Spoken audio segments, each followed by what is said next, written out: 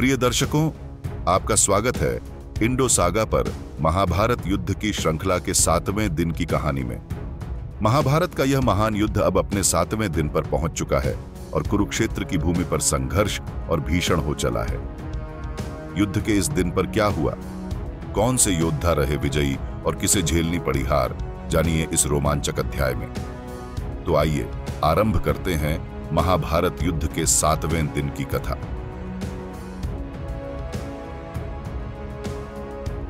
आइए पहले जानते हैं महाभारत युद्ध के 7वें दिन के सूर्योदय से पहले दुर्योधन और भीष्म के बीच हुई वार्तालाप के बारे में। दुर्योधन भीष्म पितामह से पूछते हैं, हमारी सेना इतनी बड़ी और शक्तिशाली होते हुए भी पांडवों के वीर योद्धा हमें पराजित कर निकल जाते हैं। भीम ने हमारी सेना को तोड़ते हुए मुझ पर भयानक बाणों की वर्षा की। अब भी मेरा मन शांत नहीं हो पा रहा है। कृपया मुझे विजय का मार्ग बताएं। गंगा पुत्र भीष्म हंसते हुए उत्तर देते हैं, हे राजकुमार, मैं अपनी पूरी शक्ति और आत्मा से तुम्हारी विजय के लिए युद्ध करूंगा। पांडवों के सहयोगी वीर और निपुण योद्धा हैं, उन्हें हराना आसान नहीं है। फिर भी तुम्हारे लिए मैं अपनी जान की बाजी लगाकर युद्ध करूंगा। यह सुनकर दुर्योधन को आत्मविश्वास मिला और उसने अपनी सेना को आगे बढ़ने का आदेश दिया। विशाल सेना विभिन्न शस्त्रों से सुसज्जित युद्ध भूमि पर अद्भुत लग रही थी। धूल और ध्वजों से ढकी वह सेना गर्जन करती हुई युग के अंत में प्रकट होने वाले बादलों के समान लग रही थी। आइए अब जानते हैं महाभारत युद्ध के 7वें दिन में प्रयोग की गई व्यूह रचना के बारे में। प्रभात के समय जब आकाश साफ था तो पराक्रमी भीष्म, जो सभी प्रकार के व्यूहों में निपुण थे, ने स्वयं अपनी सेना को मंडल व्यूह में व्यवस्थित किया। यह व्यूह शस्त्रों से लैस था और इसमें अनेक श्रेष्ठ योद्धा, हाथी और पैदल सैनिक शामिल थे। इसके चारों ओर हजारों रथ और तलवारों और भालों से सुसज्जित बड़ी संख्या में घुड़सवारों की टुकड़ियां थीं। प्रत्येक हाथी के पास 7 रथ, प्रत्येक रथ के पास 7 घुड़सवार और प्रत्येक घुड़सवार के पीछे 7 धनुर्धर और प्रत्येक धनुर्धर के पीछे 7 ढालधारी योद्धा तैनात थे। दुर्योधन कवच पहने हुए अपने रथ पर युद्ध भूमि में तैनात थे और हर एक युद्ध कला से संपन्न स्वर्ग में इंद्र के समान दीप्तिमान दिख रहे थे। कौरव सेना का यह शक्तिशाली और अभेद्य मंडल व्यूह पश्चिम की ओर से आगे बढ़ता है। शत्रुओं द्वारा पराजित न होने वाला यह व्यूह हर दृष्टिकोण से सुंदर लग रहा था। मंडल व्यूह को अत्यंत भयानक देखते हुए राजा युधिष्ठिर ने स्वयं अपनी सेना को वज्र व्यूह में व्यवस्थित किया। जब विभाजन इस प्रकार व्यवस्थित हो गए तो रथी और घुड़सवार अपने अपने स्थानों पर खड़े होकर सिंह के समान गर्जना करने लगे। अपनी अपनी सेनाओं के साथ दोनों सेनाओं के बहादुर योद्धा युद्ध के लिए तत्पर और एक दूसरे के व्यूह को तोड़ने के इच्छुक आगे बढ़े। जैसे ही 7वें दिन युद्ध प्रारंभ होता है, हजारों राजा अपने हाथों में भाले, बाण, गदा और अन्य अस्त्र लेकर अर्जुन को चारों ओर से घेर लेते हैं। फिर अर्जुन अत्यंत क्रोधित होकर श्री कृष्ण से कहते हैं, देखो माधव, गंगा पुत्र भीष्म द्वारा व्यवस्थित यह कौरव सेना युद्ध के लिए तैयार है। ये बहादुर योद्धा अनगिनत संख्या में मेरे साथ युद्ध करने के इच्छुक हैं और त्रिगर्त के शासक अपने भाइयों के साथ यहां उपस्थित हैं। आज ही मैं इन सबको युद्ध भूमि में मार डालूंगा। इन शब्दों को कहकर कुंती पुत्र अर्जुन अपने धनुष गांडीव की प्रत्यंचा को खींचते हुए बाणों की बौछार कर देते हैं। इसके जवाब में कौरव सेना के महान धनुर्धर भी अर्जुन पर बाणों की घनी बौछार छोड़ते हैं, जैसे बारिश के मौसम में बादल झील को बारिश की बौछार से भर देते हैं। फिर अर्जुन अत्यंत क्रोध में इंद्रास्त्र का आह्वान करते हैं। तब अर्जुन का पराक्रम अत्यंत अद्भुत दिखाई देता है, यहां तक कि उनके शत्रुओं द्वारा छोड़े गए हथियारों की बौछार को उनके असंख्य बाणों द्वारा रोक दिया जाता है। उन हजारों राजाओं, घोड़ों और हाथियों में से कोई भी बिना घाव के नहीं बचा और वे सभी भीष्म की शरण लेने के लिए दौड़ पड़े। जब युद्ध चरम पर था और सुशर्मा ने लड़ाई बंद कर दी थी और कुरुसेना के अन्य वीर योद्धा पांडु के वीर पुत्रों द्वारा पराजित हो गए थे, तब धृतराष्ट्र की सेना, जो समुद्र की तरह विशाल थी, शीघ्र ही अशांत हो गई। इसी बीच गंगा पुत्र भीष्म तेजी से अर्जुन के रथ की ओर आगे बढ़ते हैं। दुर्योधन ने पितामह की युद्ध में अद्वितीय वीरता को देखकर उन राजाओं और अग्रिम पंक्ति में स्थित शक्तिशाली सुशर्मा को संबोधित करते हुए उत्साह से कहा, यह शांतनु पुत्र भीष्म, कुरुवंश के प्रमुख योद्धा, अपने जीवन की परवाह किए बिना धनंजय के खिलाफ पूरे मन से लड़ना चाहते हैं। आप सभी अपनी पूरी शक्ति लगाते हुए और अपनी सेनाओं के साथ मिलकर युद्ध में भारत वंश के इस महान योद्धा, हमारे पितामह, जो शत्रु सेना के खिलाफ अग्रसर हो रहे हैं, उनकी रक्षा करें। हाँ कहकर उन राजाओं की सभी टुकड़ियां पितामह भीष्म के पीछे पीछे चल पड़ी। शक्तिशाली भीष्म तेजी से अर्जुन की ओर बढ़े। अर्जुन भी अपने शानदार और बड़े रथ पर, जिनके सारथी श्री कृष्ण थे और जिनके ध्वज पर स्वयं भगवान हनुमान विराजमान थे, भीष्म की ओर आगे बढ़ते हैं। दोनों योद्धाओं के रथ की गड़गड़ाहट बादलों की गहरी गर्जना के समान सुनाई दे रही थी। कौरव सेना मुकुट धारण किए हुए धनंजय को युद्ध के लिए आते देख भय से चीख उठी। श्री कृष्ण, जिनके हाथ में रथ की लगाम थी और जो मध्याह्न सूर्य के समान चमक रहे थे, को देखकर कौरव सेना आगे नहीं बढ़ सकी। इसी प्रकार पांडव भी सफेद घोड़ों और सफेद धनुष वाले शांतनु के पुत्र भीष्म को देख नहीं सके, जो आकाश में उगे शुक्र ग्रह के समान चमक रहे थे। शांतनु का यह पुत्र चारों ओर से त्रिगर्त के उच्चात्मा योद्धाओं द्वारा घिरा हुआ था, जिनका नेतृत्व उनके राजा, उनके भाइयों और पुत्रों ने किया था। इसके अलावा कई अन्य शक्तिशाली रथ योद्धा भी उन्हें घेरे हुए थे। इस प्रकार भीष्म और अर्जुन के बीच एक बार फिर से द्वंद्व शुरू हो जाता है। आइए अब जानते हैं शिखंडी और अश्वत्थामा के बीच हुए युद्ध के बारे में। युद्ध के दौरान शिखंडी ने द्रोण पुत्र अश्वत्थामा पर 3 तीव्र बाणों से प्रहार किया। उन बाणों से घायल होकर अश्वत्थामा पर्वत मेरु की तरह सुशोभित दिखाई दे रहे थे। फिर अश्वत्थामा क्रोध में भरकर एक पलक झपकते ही शिखंडी के सारथी, ध्वज, घोड़े और हथियारों को असंख्य बाणों से ढकते हुए उन्हें धराशायी कर दिया।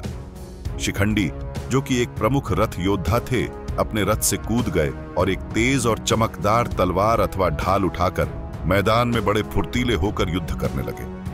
तलवार हाथ में लेकर तेज गति से मैदान में लड़ाते हुए द्रोण पुत्र अश्वत्थामा उन्हें निशाना नहीं बना पाए। यह दृश्य अत्यंत अद्भुत था। फिर अत्यंत क्रोधित द्रोण पुत्र ने शिखंडी पर हजारों बाणों की बौछार कर दी, लेकिन शिखंडी, जो कि महान योद्धा थे, ने अपनी तेज तलवार से उन बाणों की बौछार को काट दिया। फिर द्रोण पुत्र ने शिखंडी की सुंदर और 100 चंद्रमाओं से सजी ढाल और तलवार को काट दिया। उन्होंने शिखंडी के शरीर को भी कई पंखदार बाणों से छेद दिया। फिर शिखंडी ने अपनी कट चुकी तलवार के टुकड़े को घुमाते हुए, जो जलती हुई नागिन के समान थी, उसे अश्वत्थामा की ओर फेंक दिया। लेकिन द्रोण पुत्र ने अपनी फुर्ती दिखाते हुए उस टुकड़े को काट दिया। फिर उन्होंने लोहे के असंख्य बाणों से शिखंडी को घायल कर दिया। अत्यधिक पीड़ा से पीड़ित शिखंडी तेजी से मधुवंश के उच्चात्मा सत्विकी के रथ पर चढ़ गए और वहां से चले गए। आइए अब जानते हैं युद्ध के 7वें दिन घटित दुर्योधन और धृष्टद्युम्न के बीच हुए संग्राम के बारे में। धृष्टद्युम्न, जो कि द्रुपद के पराक्रमी पुत्र थे, उन्होंने युद्ध में दुर्योधन को अनगिनत बाणों के साथ आक्रमण किया। धृष्टद्युम्न अपने बाणों से दुर्योधन को आच्छादित कर रहे थे, परंतु दुर्योधन न तो घबराए और न ही विचलित हुए। इसके विपरीत उन्होंने तीव्रता से धृष्टद्युम्न को पहले 60 और फिर 30 बाणों से भेदा। यह दृश्य अत्यंत अद्भुत प्रतीत हो रहा था। फिर पांडव सेना के सेनापति ने क्रोध से उत्तेजित होकर दुर्योधन का धनुष काट दिया। उस पराक्रमी रथी ने युद्ध में धृतराष्ट्र के पुत्र के 4 घोड़ों को मार गिराया और साथ ही उन्हें 7 तीखे बाणों से भी भेद दिया। इस पर दुर्योधन, जो महान शक्ति से संपन्न योद्धा था, अपने मारे गए घोड़ों के रथ से कूदकर उग्र तलवार उठाए पृथाजी के पुत्र की ओर दौड़ पड़ा।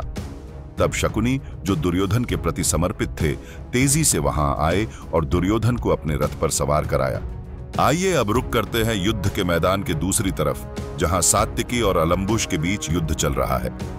क्रोध से उत्तेजित होकर सात्यकी ने भयानक बाणों से युद्ध में क्रूर राक्षस अलम्बुश, जो कि बकासुर के पुत्र थे और अपनी राक्षसी शक्तियों और मायावी युद्ध कौशल के लिए प्रसिद्ध थे, उन्हें चारों ओर से भेद डाला। उस राक्षस राजकुमार ने तब युद्ध में एक अर्धचंद्राकार बाण से सात्यकी का धनुष काट डाला और कई बाणों से सात्यकी को भी घायल कर दिया। अलम्बुश ने अपनी राक्षसी शक्तियों से एक माया रची और बाणों की वर्षा से सात्यकी को ढक दिया। लेकिन सात्यकी का पराक्रम भी अद्भुत था, क्योंकि उन तीखे बाणों से घायल होने पर भी उन्होंने कोई भय नहीं दिखाया। इसके विपरीत वृष्णिवंश के उस वीर ने मंत्रों से प्राप्त इंद्रास्त्र का प्रयोग किया, जिसे मधुवंश के उस प्रसिद्ध नायक ने विजया से प्राप्त किया था। उस अस्त्र ने राक्षसी माया को जलाकर भस्म कर दिया और अलम्बुश को भयानक बाणों से ढक दिया, जैसे बरसात के मौसम में बादलों का समूह पर्वत की ढलानों को वर्षा की धाराओं से ढक देता है। उस समय सात्यकी द्वारा पीड़ित राक्षस अलम्बुश भय से युद्ध भूमि से भाग गया। फिर सात्यकी ने उस राक्षस राजकुमार को पराजित कर दिया, जो स्वयं इंद्र से भी अजेय था, और कौरव सेना के सामने जोरदार गर्जना की। सात्यकी, जिनका पराक्रम अद्वितीय था, ने धृतराष्ट्र की सेना को अनगिनत बाणों से मार गिराना शुरू कर दिया, जिससे वे भय के मारे भागने लगे। इसके बाद युद्ध भूमि में कृतवर्मा ने अपने तीव्र बाणों से उस महाबली रथी भीम को चारों ओर से घेर लिया। फिर शत्रुओं को दंड देने वाले भीमसेन क्रोध से उत्तेजित और हंसते हुए कृतवर्मा पर बाणों से आक्रमण करते हैं। उन बाणों से आहत होकर सात्वत वंश के उस अधिरथी, जो शक्ति में सभी से श्रेष्ठ थे, कांपे नहीं, बल्कि इसके विपरीत उन्होंने भीम को कई तीखे बाणों से बेध दिया। तब महाबली भीमसेन ने कृतवर्मा के चारों घोड़ों को मार गिराया, उनके सारथी को गिरा दिया और फिर उनके सुंदर ध्वज को भी काट डाला। शत्रुओं का वध करने वाले उस योद्धा भीम ने तब कृतवर्मा को विविध प्रकार के अनेक बाणों से बेध दिया। कृतवर्मा चारों ओर से बिंधे हुए, हर अंग में अत्यधिक घायल प्रतीत हो रहे थे। फिर जिस रथ के घोड़े मारे गए थे, उससे कृतवर्मा तेजी से वृषाका के रथ पर चले गए। यह सब शल्य और दुर्योधन की आंखों के सामने हुआ। भीमसेन क्रोध से उत्तेजित होकर कौरव सेना को पीड़ित करने लगे। क्रोध में भरे हुए वे उन्हें मारने लगे, जैसे स्वयं संहारक अपने गदा के साथ संहार करता है। इसके बाद भगदत्त ने, जैसे क्रोध से उत्तेजित देवता दानवों को भयभीत कर देते हैं, पांडव योद्धाओं में आतंक फैला दिया। केवल भीमसेन के पुत्र घटोत्कच अपने रथ पर डटे रहे, जबकि बाकी सभी शक्तिशाली रथी निराश मन से भाग खड़े हुए। फिर भयानक युद्ध में घटोत्कच ने अपने बाणों की बारिश से भगदत्त को ढक दिया, जैसे बादल मेरू पर्वत पर बारिश बरसाते हैं।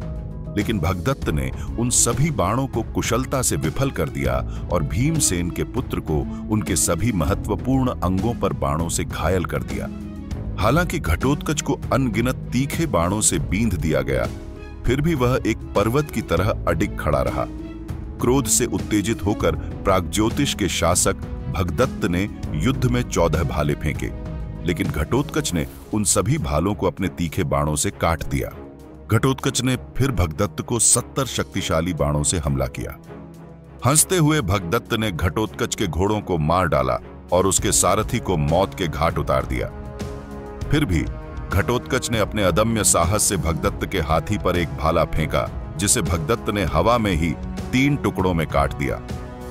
अपने आक्रमण के विफल हो जाने पर घटोत्कच ने युद्ध की स्थिति का आकलन किया और रणनीतिक दृष्टि से पीछे हटने का निर्णय लिया, ताकि वह एक नई योजना बना सके और दुश्मन पर फिर से हमला कर सके। घटोत्कच को पराजित करने के बाद भगदत्त अपने शक्तिशाली हाथी पर सवार होकर पांडव सेना को कुचलने लगे, जैसे एक जंगली हाथी तालाब में कमल की डंडियों को कुचलता है। पांडव योद्धा भगदत्त के हमले का सामना नहीं कर सके और युद्ध क्षेत्र में अराजकता फैल गई। प्रिय दर्शकों, महाभारत युद्ध के 7वें दिन के पहले भाग को देखने के लिए आपका बहुत बहुत धन्यवाद। हम आशा करते हैं कि आपको यह एपिसोड पसंद आया होगा। हमारा अगला एपिसोड 7वें दिन का दूसरा भाग कल अपलोड किया जाएगा। कृपया हमारे चैनल इंडो सागा के साथ बने रहें और हमारे चैनल को लाइक, शेयर और सब्सक्राइब करना न भूलें। धन्यवाद।